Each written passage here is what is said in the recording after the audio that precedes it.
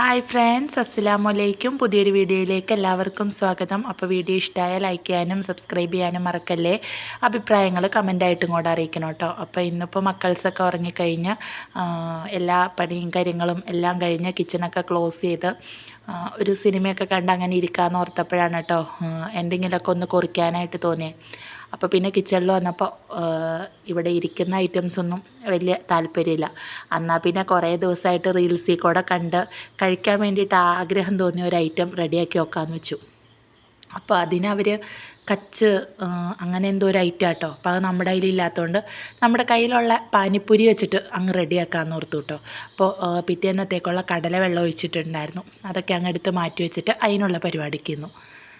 സംഭവം ഭയങ്കര സിമ്പിളാണ് കേട്ടോ. കുറച്ച് വാളംപുളി എടുത്ത് വെള്ളം ഒഴിച്ച് കുറച്ച് നേരം വെച്ചിട്ട് അതിലിട്ട് എരിവിന് ആവശ്യത്തിനുള്ള മുളക് പൊടിയും പഞ്ചസാരയും ഉപ്പ് പുളിയിലുള്ളതുകൊണ്ട് ഞാൻ ഉപ്പ് ചേർത്തിട്ടില്ല കേട്ടോ. സ്വല്പം മല്ലിയിലയും പിന്നെ ഈത്തപ്പഴമൊക്കെ ഇടുന്നുണ്ട്. ഞാനതൊന്നും ഇട്ടില്ല കേട്ടോ. ഇത്രയും മാത്രം ഇട്ട് നല്ലതുപോലെ മിക്സിയിൽ അങ്ങ് അടിച്ചെടുക്കാം.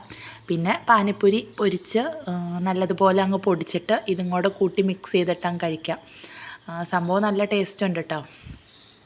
അങ്ങനെ അതൊക്കെ റെഡിയാക്കി കൊണ്ടുവന്നു കേട്ടോ. എത്രയൊക്കെ തിരക്കും കാര്യങ്ങളും ഉണ്ടെങ്കിലും നമ്മളുടേതായ ഒരു സമയം ഏതെങ്കിലുമൊക്കെ ഒരു നേരത്ത് അറ്റ്ലീസ്റ്റ് ആഴ്ചയിൽ ഒരു ദിവസമെങ്കിലും നമുക്ക് വേണ്ടിയിട്ട് ഒരു 10 മിനിറ്റ് മാറ്റി വയ്ക്കണമല്ലേ. പിന്നീട് ദുഃഖിച്ചിട്ട് കാര്യമില്ലല്ലോ. അയ്യോടാ അന്നെനിക്ക് അങ്ങനെയൊക്കെ ആകായിരുന്നു എന്ന് തോന്നിയിട്ട് കാര്യമില്ലല്ലോ.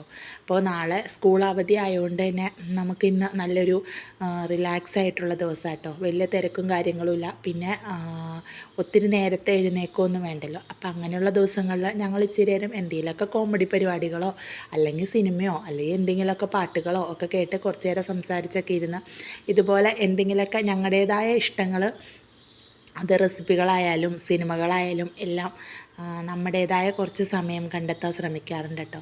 അല്ലാത്തപ്പോൾ എപ്പോഴും നമ്മൾ മക്കൾസിൻ്റെ ഇഷ്ടങ്ങൾക്കല്ലേ മുൻതൂക്കം കൊടുക്കണം.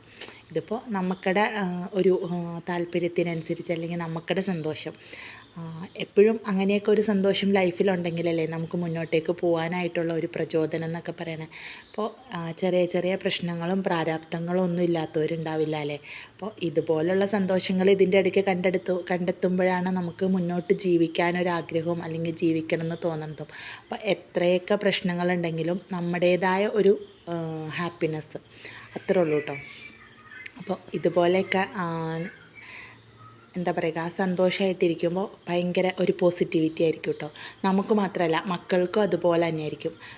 അവരും ഇതുപോലെയൊക്കെ ഇരിക്കാറുണ്ട്. മിക്കപ്പോഴും ഒരു ഫ്രൈഡേ സ്കൂളൊക്കെ ഇല്ലാത്ത ദിവസം ഇതുപോലെ അവരുടെ ഇഷ്ടത്തിനും നമ്മൾ അവർക്ക് ഇഷ്ടപ്പെട്ട ഏതെങ്കിലും ഒരു ഫിലിം അല്ലെങ്കിൽ പാട്ട് അല്ലെങ്കിൽ ഏതെങ്കിലും കാർട്ടൂൺ നമ്മളും അവരുടെ കൂടെ തന്നെ ഇരുന്ന് അത് കണ്ട് ഇതുപോലെ ഇഷ്ടമുള്ള എന്തെങ്കിലുമൊക്കെ സാധനം ഉണ്ടാക്കി അല്ലെങ്കിൽ വാങ്ങിച്ചത് ഒക്കെ കഴിച്ച് നമ്മൾ എൻജോയ് ചെയ്തിരിക്കാറുണ്ട് കേട്ടോ.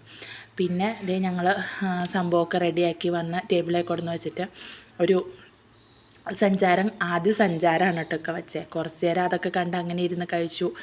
അപ്പോൾ സ്വല്പം എരിവ് കൂടിപ്പോയി എന്നൊക്കെ ഇങ്ങനെ പരാതി പറയും കേട്ടോ. അപ്പോൾ ഇത് എവിടെ നിന്നാണ് നിനക്ക് റെസിപ്പി കിട്ടിയതെന്നൊക്കെ ചോദിക്കുക. അപ്പോൾ നമ്മൾ മറ്റേ കഥകളൊക്കെ അങ്ങ് വിളമ്പും കേട്ടോ. ഈ ഒരു സമയമായിരിക്കുമല്ലോ നമ്മുടേതായ ഒരു കാര്യങ്ങളും കഥകളും ഒക്കെ പറയാനുള്ളത്. അപ്പോൾ അങ്ങനെ എപ്പോഴും സംസാരിക്കാനുള്ളൊരു സ്പേസ് അങ്ങോട്ടും ഇങ്ങോട്ടും ഉണ്ടെങ്കിൽ തന്നെ ഒരു 50% പ്രശ്നങ്ങൾക്കും പരിഹാരമുണ്ട് കേട്ടോ. ബാക്കി 50% പരസ്പരം മനസ്സിലാക്കിയാൽ തന്നെ തീരും.